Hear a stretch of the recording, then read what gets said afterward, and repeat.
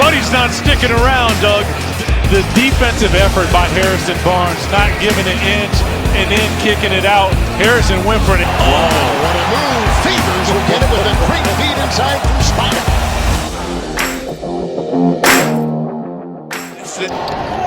Uh-oh, Zion goes quick, hammers it home. Oh, he caught a body. Meant to underneath. Oh, because I've been there before. Well, I've been on the other end of Under, high off the glass from the opposite side.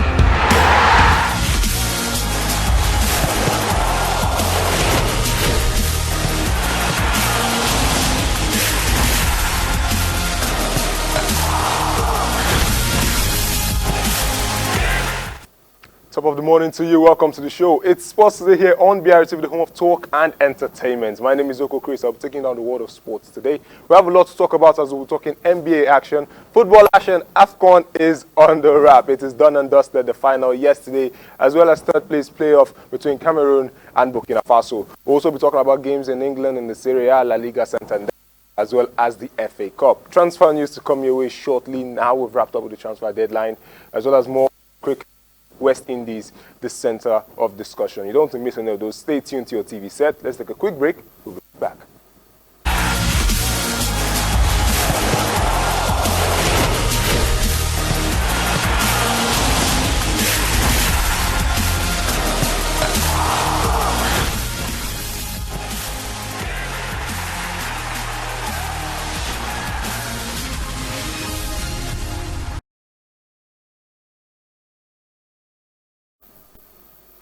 And welcome back to the show. It's still Sports Today here on BRTV, the home of talk and entertainment. First off, there's no better place to start if we don't start with AFCON Final. The African Cup of Nations has been a talking point since January. It's been definitely the biggest competition in Africa, the draw as the kings of Africa. And we saw Senegal take on Egypt, a big spectacle to behold. Senegal, worthy opponent. They have been in AFCON over 16 times, 60 years in the competition, but they have never been able to lift this African draw. And they were able to do that amazingly yesterday. It was a big night out as Senegal took on Egypt in the AFCON final. A spectacle to behold, like I said. Sadio Mane, Mohamed Salah, two of the best when it comes to Liverpool's English lineup, and they were giving the same for their countryside. It was a beautiful, beautiful game. The game went on 0-0 into penalties after the first and second half. Limited chances for these two star men, but also big ups to the midfielders as they were able to hold on in defense. It went on to the penalty, to extra time and then penalties, and then we saw Egypt miss two, unfortunately, and Sadio Mane came on to seal it. By the way, Mane actually missed the penalty in the first half, in the opening seconds, 7 minutes in, and Mane missed the penalty, but then he was able to redeem himself in the penalty shootout to give Senegal the African Cup of Nations glory. A big, big game, as you would expect. Mohamed Salah in tears, his teammate in tears. Also, the Senegalese players, many of them in tears of joy, obviously for winning the African Cup of Nations for the first time.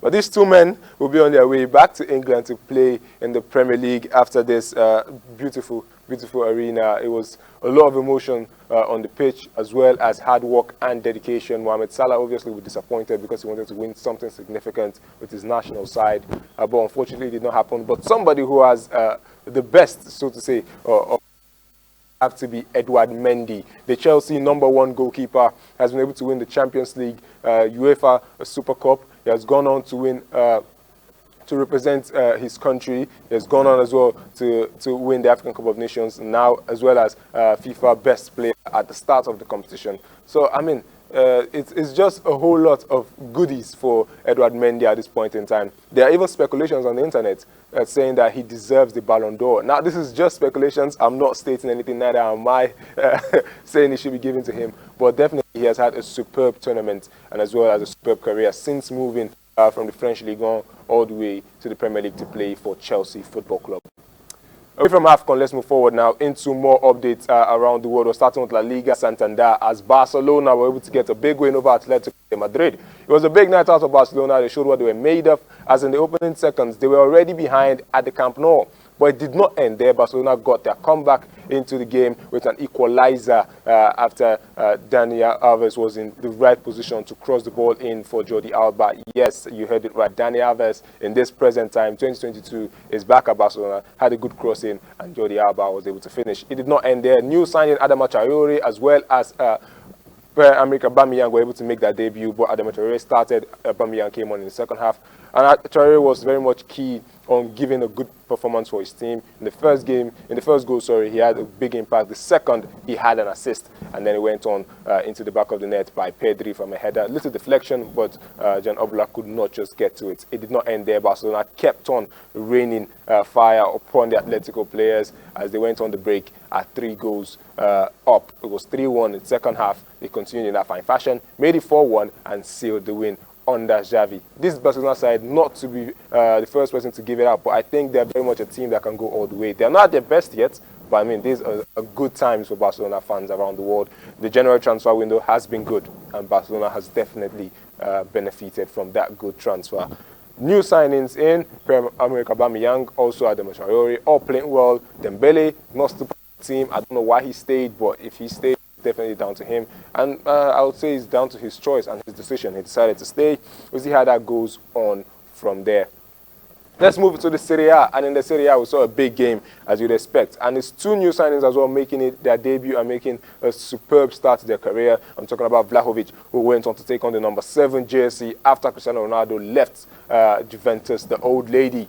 And Vlahovic was able to open the scoring in the first half, as well as an assist from Dybala that met him. Lipped it over the goalkeeper into the back of the net. It was not just Vlahovic, but also another new signing. Zakaria was able to score his goal as well. 2-0 was the final score. We saw Dybala also making good passes in. He would have had a goal, but unfortunately he missed it and played it straight at the goalkeeper. But aside that, it was a beautiful spectacle for Juventus fans to see their new signing get on the score sheet, and not just get on the score sheet in a fine manner. He already looks like a player that might have a long future at Juventus. Playing very well. Zakaria as well. More debate when he was signed, if he was the best person for the job. He was a defensive midfielder. Can he attack? Can he go forward? And he showed us what he can do. It was a super performance. As well as Nigerian was in action. Victor Osimhen scored a goal for Napoli, as able to get a win as well away from home. Napoli looked to be bouncing back into good, fine fashion with good form at the very least. Victor Osimhen was keen on coming back into that squad. He had to play with a mask on his face, but he showed what it was made of in the Serie A. It was not just him as well as after Juventus win, we saw Napoli get their win, and as well Verona unfortunately are now in the relegation battle in the build-up to the final days, or should I say, the final months of the season, because it's halfway through the season already. Moving away from that, let's to the Ligue 1. French Ligue 1, yes, Paris Saint-Germain in action, and they had a superb performance as well. Lionel Messi on the score sheet for PSG as they had a win as well. PSG already looked like a team that was going to win this game, even though they were away from home. They have been playing very compact recently. They have been playing very much like a team that are not really wanting to concede, but also know how to run an attack. So they are not leaving a lot behind, but also not getting enough up front. But they've been able to change that recently. They're getting more attacks in. Remember their cup tie, even though they lost the game in the cup tie without the likes of Neymar in that dugout. But then they were able to show what they were made of as a team defensively. They held on to penalties and then lost on penalties. With Pochettino getting this team defensively well structured, he knows he can get attack up front with Messi, Neymar, Mbappe, Icardi. They have so many players up front, Verratti as well, who can run on in behind the defenders and get goals for them. So with those players in front, he knows that he has to fix up his defenses and get the likes of Marquinhos, Kimpembe, and Ramos working together to keep that team at bay. And I think he's doing just that. A superb performance from them, like I said, as they're able to get a superb win. Lionel Messi scoring the second game. It was 5-1 as the game ended. Danilo as well was on the score sheet, and Mbappe also scoring in the 67th minute, and we saw Kimpembe as well get a goal. But definitely Messi is the one making the headline as it stands right now. Other results from the French Ligue 1, real quick, let me give you this one. There have been a lot of results on the French Ligue 1, but aside Paris Saint-Germain getting a big win, also multiple talks about the likes of Lyon as well. The likes of Metz have dropped into the relegation battle, as well as Llorens. After a good win, Marseille is up at second on the table, and you see Ogini is taking on third, and the likes of Steinberg, Rennes have all dropped. Rennes is currently fourth on the table, and is fifth on the table, sorry. Steinberg is fourth, and Monaco dropping to sixth on the French Ligue 1 table. After that big win, PSG did not are not the only ones who were able to get 5 goals. Reims also got 5-0, the 5-0 win over Bordeaux in the French Ligue 1. Away from that, let's move forward now into more breaking news. This one just in, just a few seconds ago. It's about Peng Shui. She has now allegedly said she did not give any interview to any French newspaper concerning the rape case. Remember Peng Shui, we were talking about her a few weeks ago, almost a month ago now, where she went missing after dropping a message on her socials and then deleted it minutes after of her being sexually harassed and abused. But then she has now come on to say she has not given any interview. There was an interview stated that she gave while she was still unseen. I don't use the word missing, but she was still not in the public eye. Nobody has heard or seen her since she dropped that message. And there was an interview coming in by WTA that Peng Shui had an interview with a French newspaper. She went on to say she did not grant any interview and that she was in no way with any newspaper at this time. So all of this still brings more speculation to what really happened between Peng Shui and the Chinese government or the WTA, or what is actually happening, her whereabouts, or if she was safe, threatened, or in any way allowed to speak freely. This is still very much a debate as it stands, but we'll give you more updates on that. This is just breaking news this morning. Let's move away from that real quick. Let's head forward now into cricket. And in action, it was a big night out for India as they were able to beat the West Indies by 6 wickets in their ODI triumph. They're already looking very much the best of form at the moment. I'd like to see where this takes them. They're opening ODI already 6 wickets in against West Indies. India are looking very, very good. West Indies are not really in the best of form. They have been a very good side, but I mean, they are looking very much feeble at the moment. They're not playing very, very well. They're also not being the compact team. We know them that they can be at some point. 6 wickets down as it stands, and they are losing that. NBA action, real quick. Let's give you the NBA results. We have just 2 major games to talk about today. Is Milwaukee Bucks against LA Clippers, and Milwaukee Bucks winning that game by 137 points, 113. So per performance of Milwaukee Bucks already. They had a few stumbling blocks in January. They've been able to bounce back this February, and they've continued now in the second week of February. Hopefully, we'll see them continue all the way to the end and possibly get themselves where they want to be. As the defending champions of the NBA championship, you expect them to give their very best. At halftime, it was 60-51 already. Heading into the second and third quarter, they kept up with that resilience, went on to end the game at 137 to 113. We saw New Orleans Pelicans in action against Houston Rockets. 120 points to 107 was the final score. Those are the 2 games at the end of today in the NBA world. Away from that, let's move forward now into transfers. And with transfer news, let's start with Declan Rice. Declan Rice has now been a center of attraction. The likes of Chelsea, Manchester United are all interested in the English international midfielder. He is now definitely a key player for West Ham. Won the captain armband a number of times. He's definitely their second choice captain. If we don't have the likes of Noble on the pitch, he's already taking pens for them. He's a leader on and off the pitch. Definitely a West Ham protege, so to say. Even though he's very much a London boy, Chelsea could be looking to get that deal over the line because, like I said, he's a London boy and they want to get him to the blue side of London. But if he doesn't accept this deal, which I definitely think is a long-term deal, he's young, still in his prime. If Chelsea and United battle for Declan Rice, West Ham stand to gain a lot financially from this deal. And we're hearing that by the summer, it could rise up to over 100 million to sign the English midfielder. I don't know if Declan Rice is worth 100 million yet. I think he's very much a working class midfielder. He knows how to go box to box. He knows how to tackle, score goals as well, which is something he has been able to add to his tally in the course of this year and last year as well.